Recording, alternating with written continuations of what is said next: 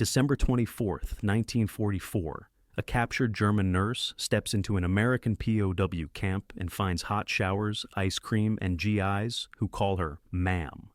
By nightfall, she's writing, "Those American soldiers were so hot. I didn't mind being their prisoner, but it isn't the flirting that shatters her beliefs. It's the shocking mix of abundance and dignity.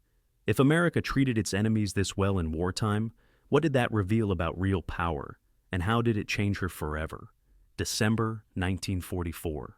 Midwestern air feels like glass, and breath turns white in the dark. Trains grind over rails that shine like knives. War posters hang in shop windows. Buy bonds, save fuel, write to the boys.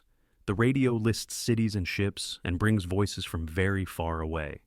Everyone knows someone who is gone, yet stores open at 9, church bells ring, and Main Street lights glow through frost like small stars that never learn there is a war, steady as if routine itself were a quiet shield.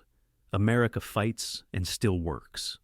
The country follows rules, lines, and plans.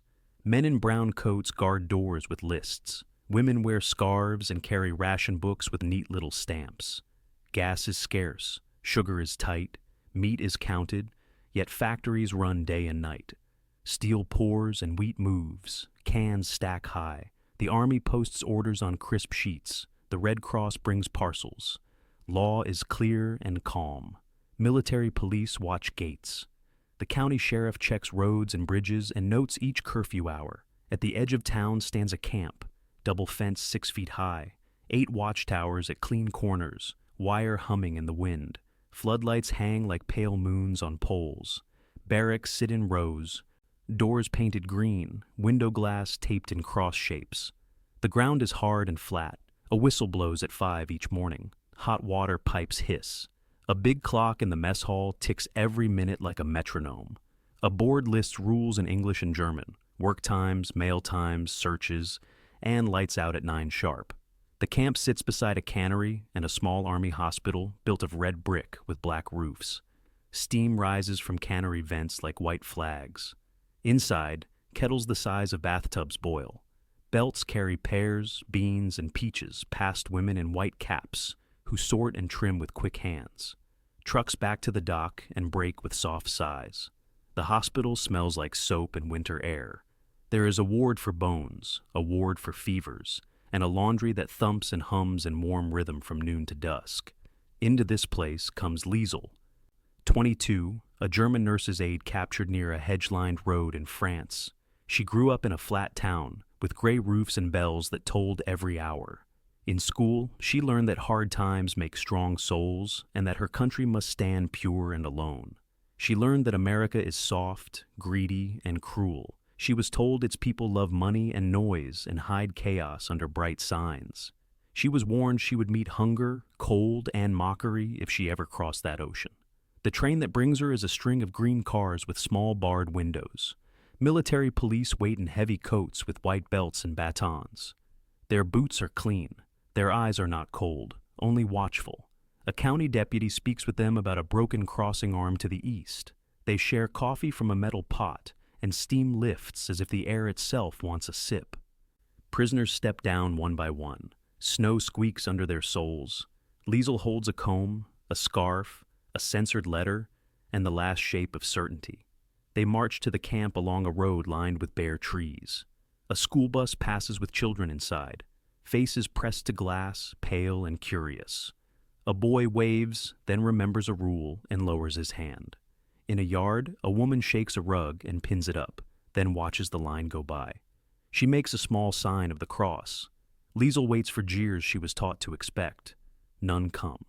Only snow crunches and buckles click in the cold air, and the town carries on as if this too were part of the daily list. Inside the gate, the commandant waits on the steps of a white office with a black number on the door. He looks like a teacher who has not slept much. He reads names from a list and says them in careful German.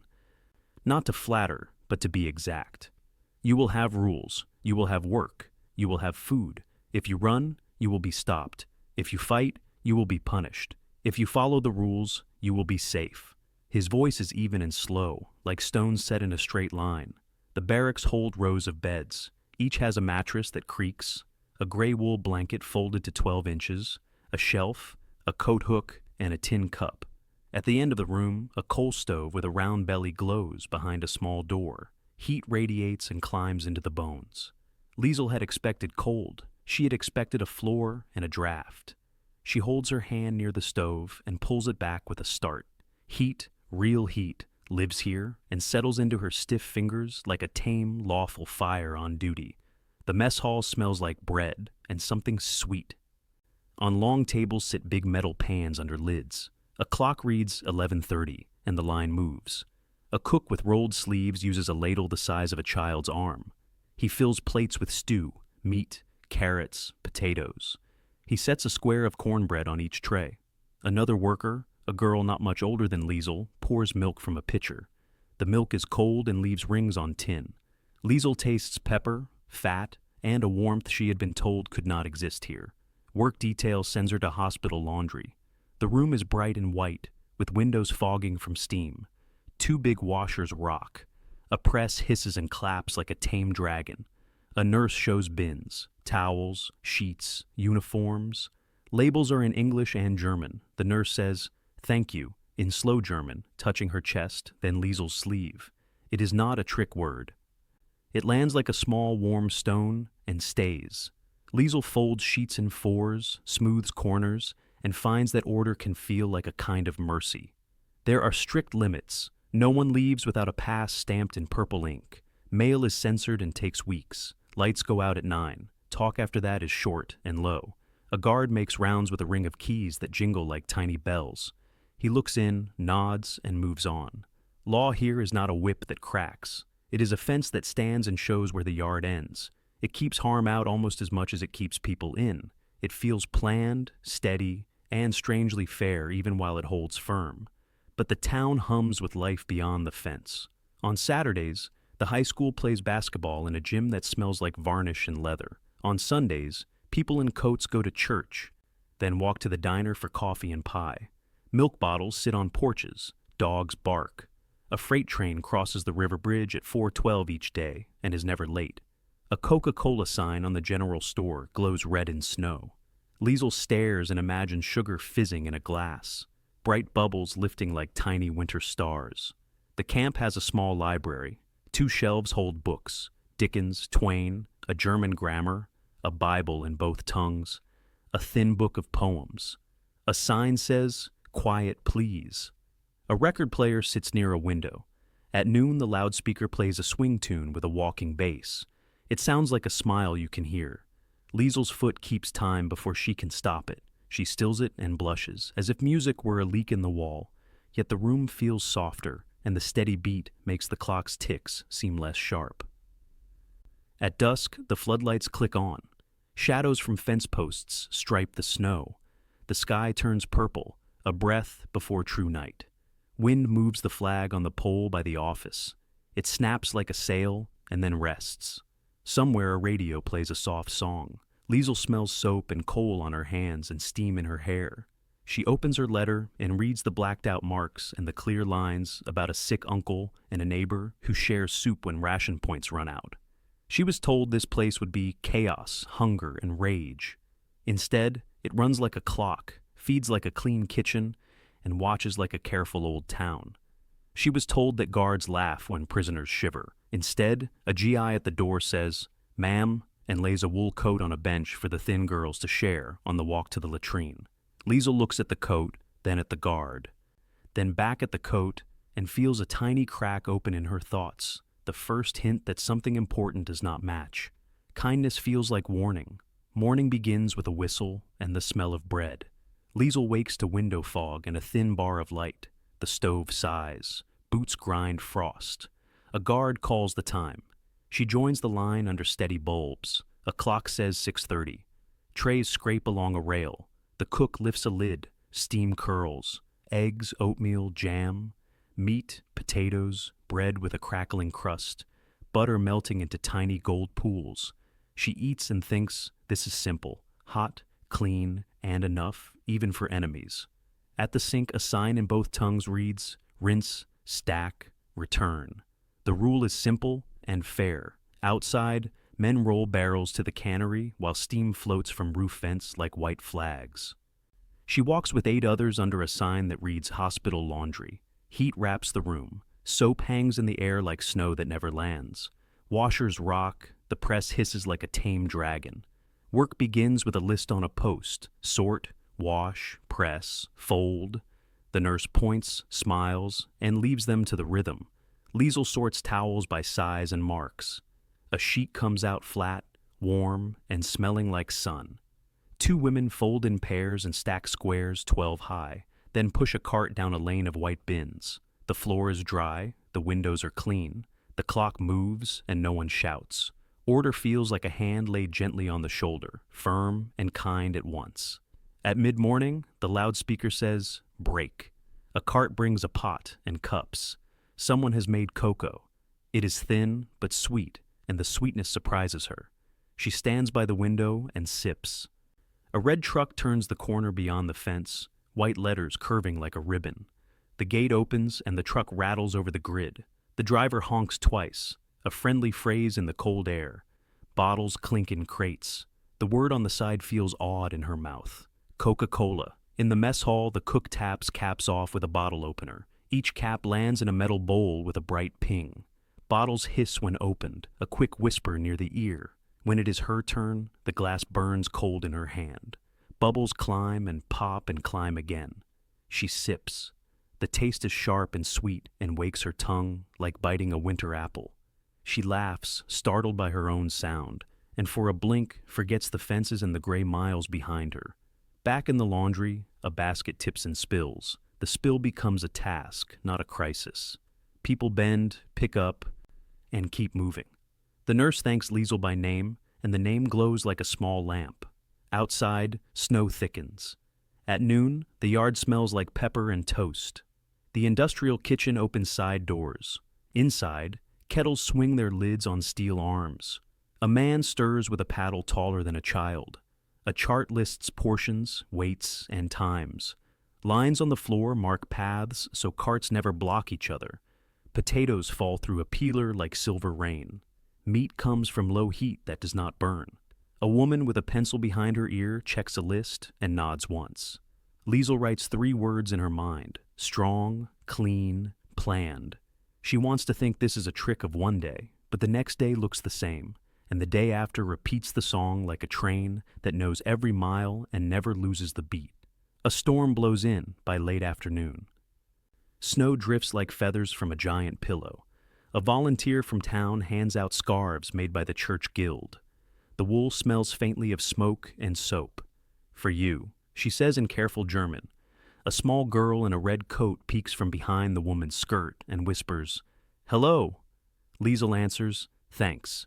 The word tastes new and warm and leaves a glow she carries back to work in the blue light that settles before night. Sunday brings chapel, and after, a surprise. The ice cream machine chugs in the corner of the mess hall, a slow churn like a boat at a dock. Bowls wait on a long table. The flavor is vanilla, pale as morning. A guard drops a scoop in her bowl and adds a spoon of chocolate sauce. Her hands shake, and she says, "It is the cold." The first spoon tastes like a bell. The second tastes like safety. For a moment, she almost cries, then breathes until the feeling softens. That night, she writes in her notebook, "If they are weak, why do the lights always turn on? If they are greedy, why is there enough? If they are cruel, why is there a coat on the bench?" She nearly tears out the page, but stops and lets the questions dry. The fence shines under floodlights. The wires look like lines on a page. The page wants new words, and her old words feel too small to fill the space between bright posts that hum in the winter air. A week later, the cannery allows a tour for prisoners with neat records. Liesel climbs a catwalk and looks down. Belts carry cans in straight rows. Hot water sprays, lids flash. Stamps mark dates with a quick clack. A poster in German warns to tie back hair. She smiles that someone printed her language so she will not catch her braid. The guide explains yield, waste, and how scraps go to pigs at a farm by the river, so nothing good is thrown away without thought. Evening brings a small game on the parade ground. Guards on leave play men from the cannery. Prisoners watch from a marked area. A GI tosses a blanket onto an older man's lap. "You'll freeze," he says, grinning. The older man blinks, then laughs. The crack of the bat sounds like a dry branch in spring. People clap. The rule seems simple.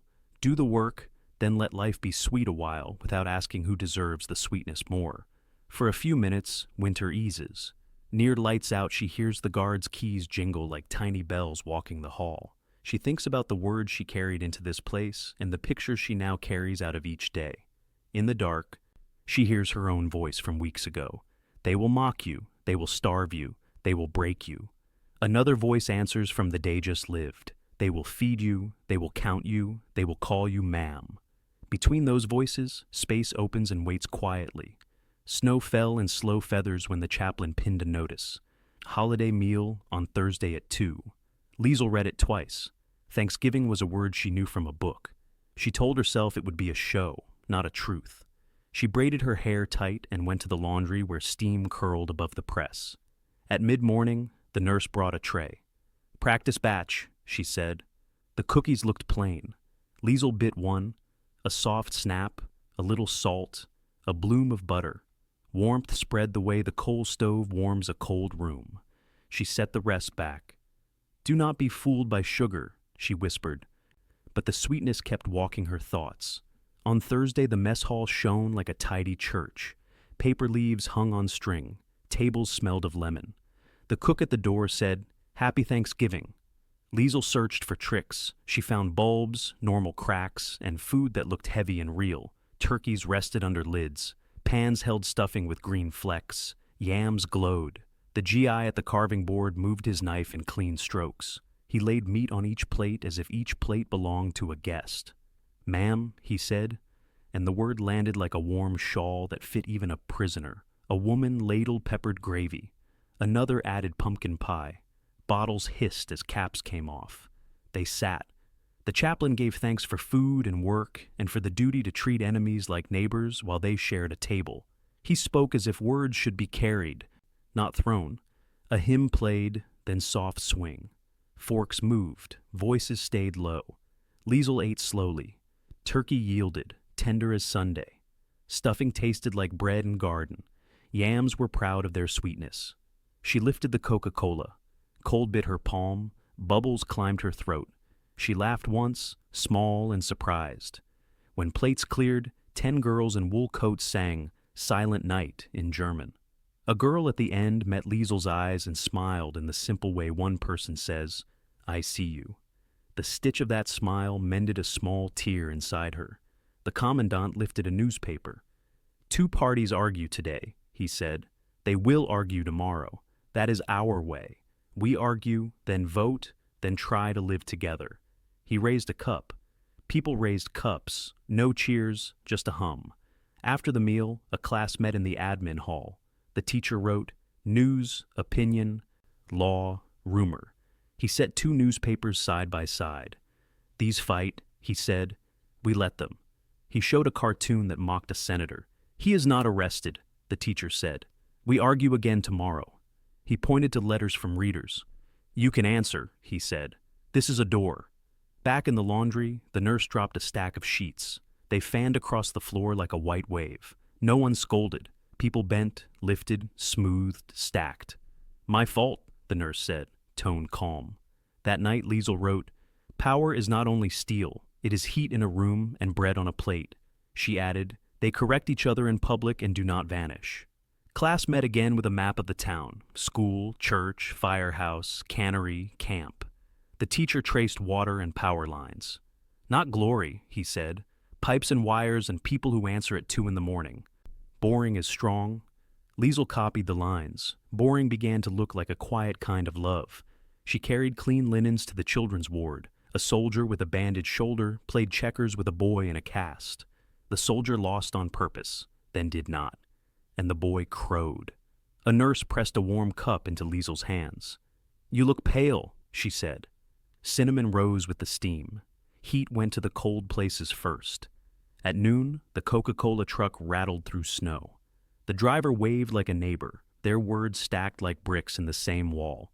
Liesel thought, a wall can hold you in or hold up a house. This wall did both. One afternoon, the church volunteer brought a small box tied with string, yarn, needles, a page of steps. "Keep what you make," the woman said. The word keep landed softly but stayed. Liesel learned the rhythm. In, around, through, off. A row of stitches grew like a fence built to keep wind off a door. She would wrap this scarf around her own neck by rule, not by secret. Near lights out, she met the commandant checking doors. "How was the laundry?" he asked. "Order makes it easier," she said. He nodded. "Order lets kindness happen without asking permission." The sentence settled inside her like a brick that found its corner. The change in her was not a shout. It was a thaw. She still counted fence posts and rifles and steps to the gate. But another count began. The times a rule held a door open. The times a stranger said her name. The times someone picked up sheets without blame. The new count grew in silence, the way dawn widens. In her diary, she wrote small lines. "Today I washed 40 sheets. Today I learned civic. Today I tasted nutmeg." She added, "If this is weakness, it lifts heavy things gently." Then she wrote a sentence she would not write a month ago. Maybe the truth can be more than one sentence long. A letter came with black bars. Her uncle still coughed. The neighbor still shared soup. A cousin slept under a drip from a torn roof. Liesel looked at the seam above her bunk, clean and dry. Heat pricked behind her eyes. "I will bring back what I can. That is not a thing," she whispered. She meant habits, saying, "my fault," without fear, putting papers side by side and arguing, keeping rules that keep rooms warm.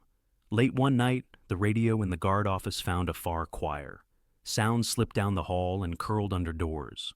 Liesel lay awake and watched a thin stripe of light cross the floor. She thought, "To be called ma'am when you have no power is a strange mercy." The sentence held. She added, "Maybe dignity is something you give so you can live with your own reflection." By week's end, the surface looked the same. The laundry thumped, the truck rattled, keys jingled, floodlights clicked. But she was not the same. She walked past the coat on the bench and did not think trap. She thought, this is how they choose to be when no one stops them. She saw power, not the parade kind, but the kind that keeps soup hot and voices calm while the world burns at the edges. Snow began again. She went outside for a breath and touched the wire with her glove. A flake landed and melted into a dark dot. In her notebook she wrote, "I did not mind being their prisoner because they kept my name, my warmth, and my hope." She closed the book. The stove hummed. She fell asleep and dreamed of doors that opened onto light, and of wires carrying quiet good through the cold night. Spring 1946 comes with gray skies as the ship noses into a tired harbor. Liesel carries a small sack, an English notebook, a cookie recipe from the camp kitchen, the scarf she knitted, a dull Coca-Cola cap tucked like a medal, and a pencil tied with string. Her coat is plain. Her shoes have learned many miles. Gulls circle. The water smells of salt and smoke. A soldier checks names and stamps a paper. There are no cheers, no stones, only careful hands. On the slow train home, fields pass like old blankets. Roofs are broken. A church spire leans. At one stop, a woman pours tea from a dented pot and counts sugar lumps like coins.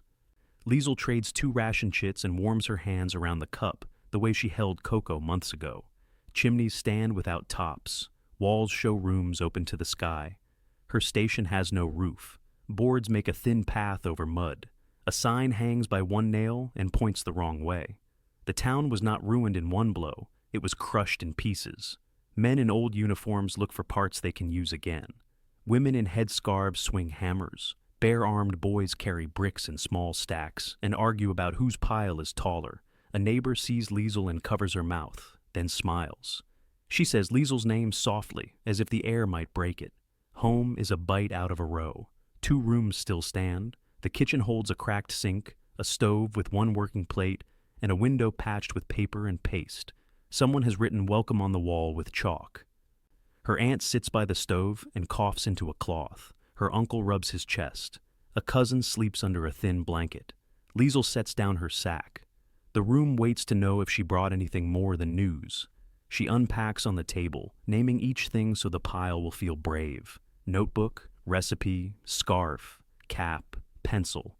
The cap still shines where the letters curl. Her aunt wraps the scarf around Liesel's neck with a proud tug. Liesel opens the notebook and reads the lines she made in the camp. Build a work chart, mark shelves, take turns, say please and thank you without giving up pride. She adds a line for her aunt to hear. We can make order and keep our names. The first night the house snaps in the wind like a thin ship. She lies awake and listens to the stove breathe.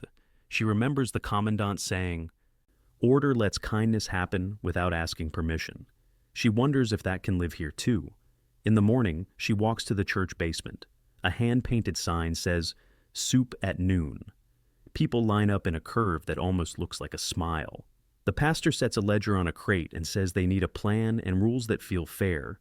Liesel chalks lines on the floor. She writes times for water, potatoes, and bread. She draws arrows so carts will not block doors. She signs up 5 people for chopping, 5 for washing, and 2 for watching the line so it stays kind. She hangs a paper near the stove. Clean, stir, lift, share. She folds a towel into a square, like in the laundry, and shows a child how to do the same. The first pot is thin but hot. The second carries more beans. A woman brings a pinch of dried herbs and crumbles them in her palm. The room smells green for one bright minute. Voices settle. A man starts a list for tomorrow. When someone tries to push to the front, Liesel touches his sleeve and points at the chart. He frowns, then nods. Rules begin to hold the heat in and keep the cold out, not just from the air, but from the heart. At home, she tapes the cookie recipe to the wall. Flour is rare, sugar is rare, eggs are rare, habits are free. On Sundays, she makes thin pancakes with more water than milk. She spreads them with apple jelly she trades for stitching. Her cousins call them holiday circles. When she serves them, she hears the holiday toast from the camp and feels a mild echo of a choir that sang in her language in a place that was once her enemy. She does not forget who was lost. She does not forget the fence. She keeps both truths and sets the table anyway. She writes letters for neighbors. She teaches 3 young people to write their names and to fold a paper so it fits an envelope. She opens her English notebook and points at simple words: water, bread, law, vote. A friend says these words do not matter now. Liesel answers that they will matter soon, and they must practice before the door opens. She does not know which door or when. She only knows she once saw doors open because people argued, voted, and stayed. Work grows. The kitchen runs like a clock, even when the hands are tired. They post a chart for firewood. They build a box for notes so people can ask for help without shame. They take turns reading the notes and signing their names when they will do a task.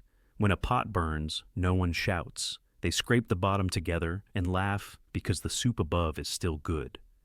Liesel begins to see faces without fear. She begins to hear patience in her own voice.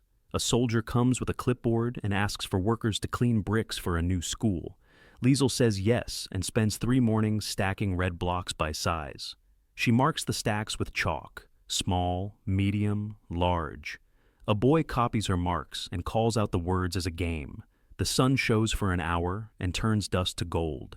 She tucks the bottle cap deeper in her pocket. It presses like a coin that buys courage. She kept it first as a joke. Now it feels like a key to a door she cannot see but knows. It looks simple, but it serves many if you hold it right.